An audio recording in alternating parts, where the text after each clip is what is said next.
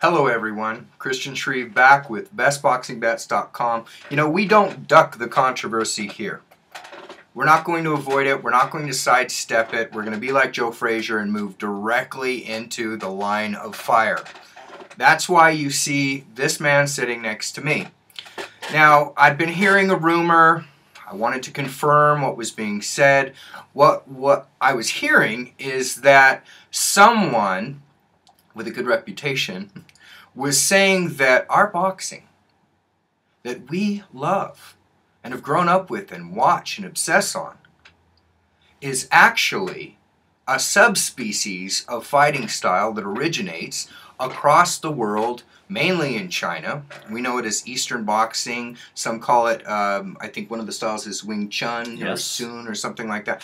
And so I was hearing that this person was telling whoever would listen that the best boxers, the best elite boxers, are utilizing Eastern boxing methods. But moreover, in fact, there's a gap in boxing for fist fighting, and that Eastern boxing fills that gap, and that in fact the best boxers are boxers that have some natural tendencies toward these elements and are not being taught because of the hole in our boxing educational system. So I brought the man to you, as I should. I'd like to welcome our guest, Troy Sperry, here today. Welcome. Thank you. All right, and so these are big claims. They are big claims, but Christian, you got to go back to your foundation, and that's the big point here. And I'm going to talk about your knockout artists. I'm going to talk about the guys that really built the foundation of that sport, of Western boxing. They come from Chinese boxing, and I'm going to show you exactly what I mean by that. And I'm going to actually do it proving to you with this book right here. That's our record book. That's your record book. It is. You may have heard some names in here, and you're going to see some similarities in the style of what Chinese boxing is and what Western boxing was. Now, there's a reason why they changed it. They changed a different style. And I'm going to show you just real quick here. You may have heard of a guy named John L. Sullivan. The Boston Strong Boy. The Boston Strong Boy. Massive American sports Absolutely. figure. Christian, what do you see when you see that picture right there? Let's show the audience that picture right there. I see a man known for stamina. Yeah. And a great right hand, and big mouth, and of course whiskey. Yeah. This is a guy that would go into the bars, literally call out anybody he could, and pretty much win every match he wanted to do. Okay. Yeah. But you look at that stance. Is that a typical boxing stance? Let me show you a better picture of him right here. I want to show you that right there, Christian. See that picture? Let's show the audience that one. How's he hitting right there, Christian? Well, he has an ungloved fist, and the fist is vertical, and the arm is coming straight out from his body. Now, how many boxers today do you see throwing with a vertical fist? Pacquiao will do it. Mayweather will do it. But typically, Vladimir Klitschko will. You're right, not many. Not many. But those are elite. So why was that changed? Now, you notice in Wing Chun, in most of your Chinese boxing, it is a vertical fist. We hit, and we hit right from the center of the body as we come out, and we're generating a lot of power that way. Why was that changed? Why now do we have more of that horizontal look? Well, historically, I was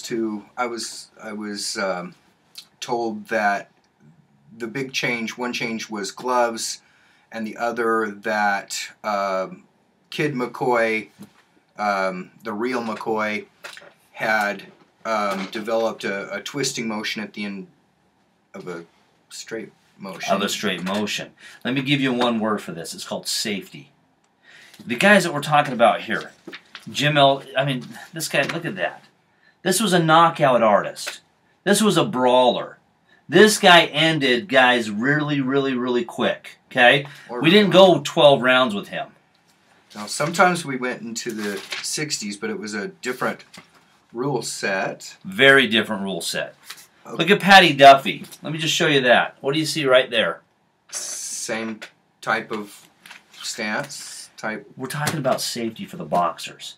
The Boxing Commission, obviously, when these guys were injuring one another, when these guys were hurting and scrambling each other's brains, they had to change something.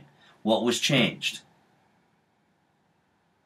The fights had to be prolonged for the crowds, and they were harder to recover from, so there were fewer fights. It's in your history book. It's right here, guys. Look at it right here. This is what it's about. You got to realize that vertical punch, the way that they were punching off their back foot. Now, this is the critical component here. The way they were punching off their back foot. This is really the key to the power of it. I mean, good grief. You've heard of Kenny Welton, haven't you? Yes, for the people who don't know, Kenny Weldon. Kenny Weldon was the fundamentals coach for Pernell Whitaker, Evander Holyfield. He's trained dozens of national champions out of the Galena Park Boxing Academy in Galena Park, That's Texas. The key. What did he say about the back foot, Christian? Okay, you've done your homework. Yeah, he shows that in his videos, which are the best-selling videos in boxing history, the You Can Learn to Box videos, that you can't go from intermediate to advanced without learning how to fight with your weight off the back foot. Now, let's talk about the power behind that. See, most of the Western boxing nowadays, you have a twisting motion. You're coming through and you're following through. You're mainly hitting with a shoulder, an arm, and a twisting motion. Now, that's carrying some weight. But let me ask you, there is an actual equation for power. What is that equation? Well, mass times speed. Mass times speed. Now, how much mass is in my shoulder? How much mass is in my arms? And maybe even my hips, if we want to add that. Compared to, what if I were to be punching off my back leg and using my entire body? Now, do I have more mass in my entire body than I have in my shoulder and my arm and my hips? Sure. So, the equation again is mass times speed equals power. Yeah. So if I can generate more power because I'm actually generating it with more mass, this is the key to power. This is the key to why, again, the safety had to be put into place. This is why they had to change things. People's heads were getting scrambled. Okay? Yes, they did add the gloves for protection as well. Absolutely. I admit that 100%. Okay? That goes without saying. But that straight punch, having the entire body behind it, having the shoulders, having the hips, having the legs, have everything driving forward is going to generate more power than that twisting motion. Scientifically, it shows. Scientifically, it's proven. Okay, guys. Viewer comments. I need some people to weigh in on this. What do you think? Obviously, he makes his case. You have other points in your repertoire for this argument? Well, I can invite you. I can invite you Yeah. back. I've got plenty more. Okay, we're pleased to have Mr. Sperry. We're going to invite him back. What do you think, guys?